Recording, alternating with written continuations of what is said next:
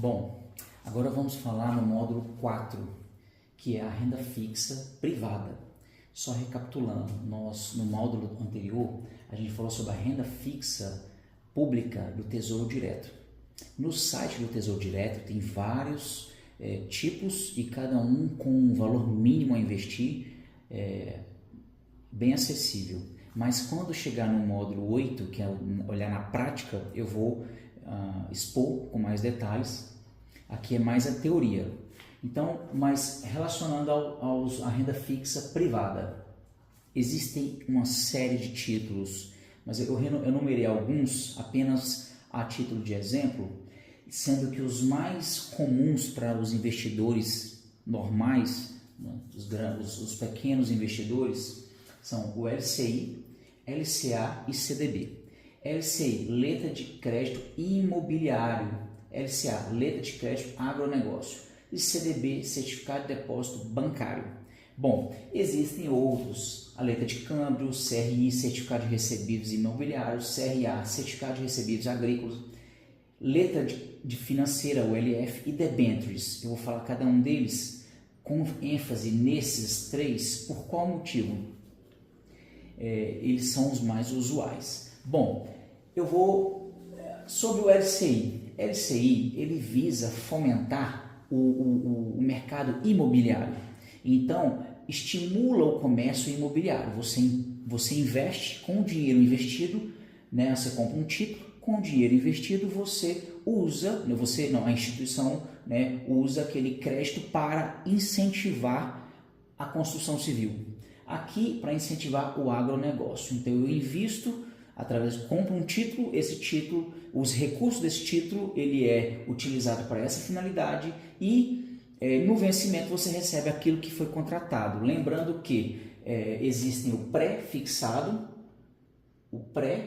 tem um pré, que aí já é um percentual fixo, você já sabe quando você contrata, 12%, 15%, pode ser o pós-fixado, né? E tem aquele atrelado à inflação, que é, por exemplo, a mesma coisa que aconteceu com o Tesouro Direto, que é o IPCA mais um percentual.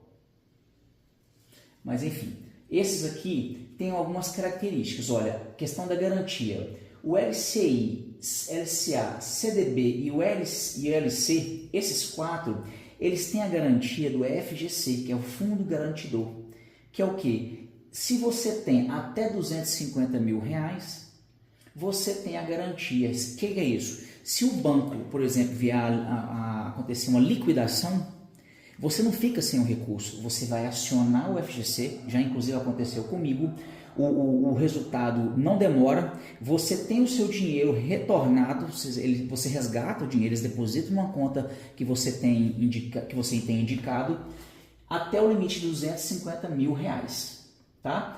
Porém, se forem instituições diferentes, vamos supor que 4 instituições que você, por coincidência, você tinha investimento de até 250 em cada uma delas. Então, você tem garantido até 1 milhão. Lembrando que a cada 4 anos é renovado. Então, vamos supor que você acionou 3. Então, você acionou 750 mil. A pessoa que supostamente tem um investimento de 750 mil. Então, ela tem 3. Significa o quê? Dentro de 4 anos, ela só pode acionar mais um, né? Então, mas é muito raro, até porque nós estamos começando a investir, né? O limite de 250 mil para fins de acionar a garantia é razoável e é difícil de alcançar, né? Não é tão rápido para se alcançar. Então, é interessante você que quer investir, entrar, por exemplo, investir no LCI, LCA, CDB e LC, porque você tem essa garantia. Os demais aqui, ó,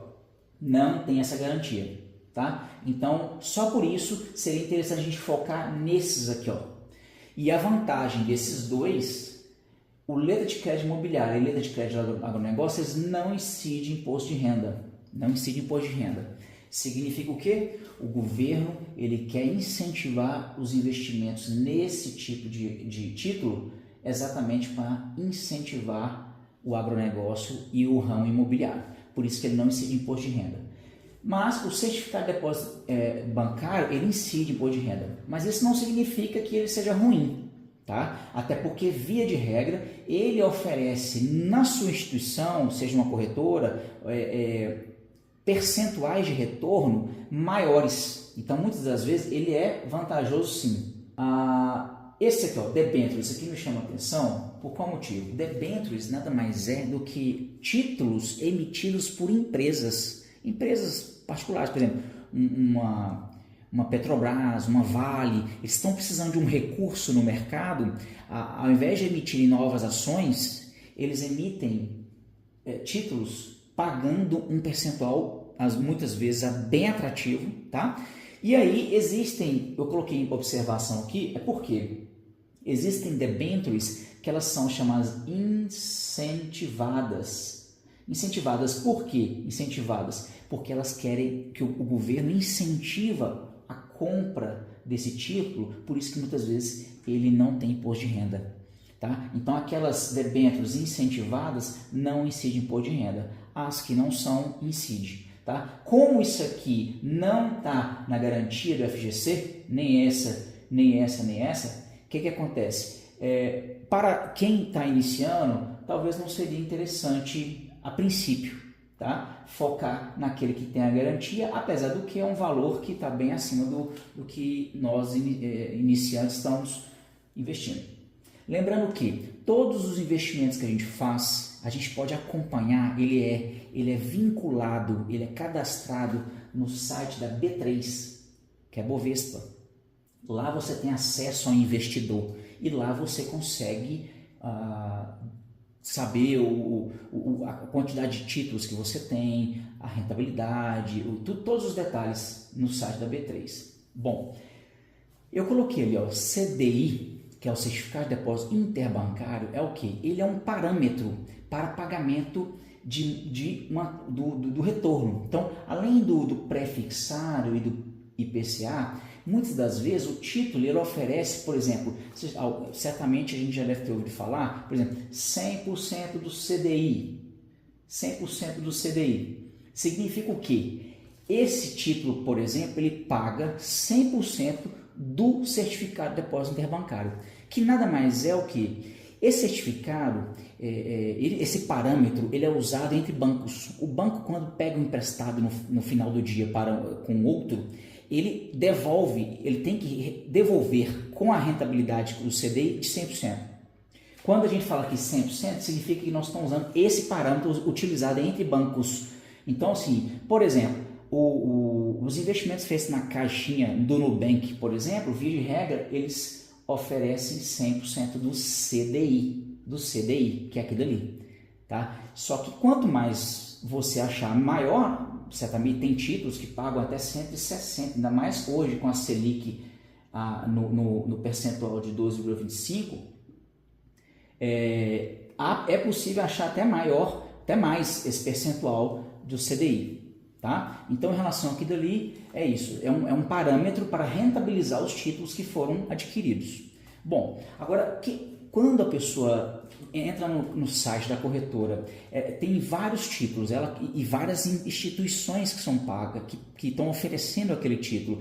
Como escolher o melhor, né? Porque primeiro você vai olhar não só se tem garantia, você vai olhar isso aqui, você vai olhar a rentabilidade, mas também tem dois parâmetros que é importante para você definir se aquele banco que está emitindo aquele título, que é o que você vai investir, se ele é consolidado, se ele tá bem em situação financeira, né? E aí esses dois índices, eles são extraídos no Banco Data. Banco Data, ele não é um banco, ele é só um site, você digita lá no Google Banco Data, e aí você vai acessar, lá vai ter um link, você vai digitar o banco, vamos supor, o banco, sei lá, qualquer banco está emitindo um título, um CDB, está emitindo um CDB. Você vai pesquisar no Google, Banco Data, vai digitar o banco que está emitindo esse CDB, e ele vai apresentar algumas informações sobre aquele banco. Das informações apresentadas, tem dois que chamam atenção, que é o índice Basileia e o índice Mobilização. Índice Basileia, na verdade, é uma relação entre o que é próprio do banco e o que é de terceiros, né? Então, ou seja, a cada R$100, por exemplo, se 11 tem que ser próprio, né? Ou seja, se ele tiver aí nesse maior ou igual a 11%, ele tá bom, tá? Então significa o quê? Que até 11%, a partir de 11%, ele está numa situação favorável. Significa o quê? Ele tem pelo menos 11% que é dele. Então, a cada R$100, pelo menos 11% é recurso próprio do banco. Então, ok. Índice de mobilização significa que tem que ter maior do que 50%. Significa o quê? É a liquidez. Porque o patrimônio do banco tem uma parte que não é líquida, não pode ser transformada em dinheiro imediatamente. E tem outros que é o próprio dinheiro. E aí, o estudo feito no sentido de que a cada R$100, se tiver pelo menos 50%, que é o que o Banco Central exige, 50% no máximo com baixa liquidez, no máximo. Os outros 50% tem que ter uma liquidez. Então, mas isso aqui vai apresentar no gráfico, no site Banco Data. Então, isso aqui é importante definir, porque a partir do momento que você conseguiu esses parâmetros, você consegue escolher os títulos. Tá? E aí eu constatei aqui bancos maiores e bancos menores, por qual motivo? Quando o banco maior está oferecendo um título, que, por exemplo, o Banco do Brasil, ele é um banco consolidado. Ele não precisa de oferecer grandes taxas para captar clientes. Então, significa o quê? Ele vai pagar menos. Ele tem uma tendência, muitas vezes, a letra de crédito imobiliário paga, sei lá, 90%, 80% do CDI. Não é tão atrativo 80%, porque ele é um banco grande. Ele não tem necessidade de pagar altas taxas para captar o crédito, porque ele é consolidado, né? Dá segurança ao investidor. Diferentemente do banco, aqueles bancos menores, por exemplo, o Banco Master, ele paga tarifas percentuais mais atrativas. Por quê? Para atrair o investidor. Mas, por outro lado, ele tem um certo risco porque ele não é tão consolidado como o Banco do Brasil. Porém, se você está dentro dessa situação aqui, você não tem muito o que preocupar, né? E aí você foca na rentabilidade, vê aí a questão se tem a garantia e tá ok. Então, basicamente é isso. Olha, a renda fixa, para quem quer investir, tem esses títulos, dentre outros, mas esses aqui são os principais, recapitulando, né? E, enfim, essas são as informações que eu queria passar. São informações teóricas, mas são relevantes para que possa entrar no próximo passo, que é o módulo 5, que nós vamos entrar agora na renda variável, tanto de ações quanto fundos de investimento imobiliário.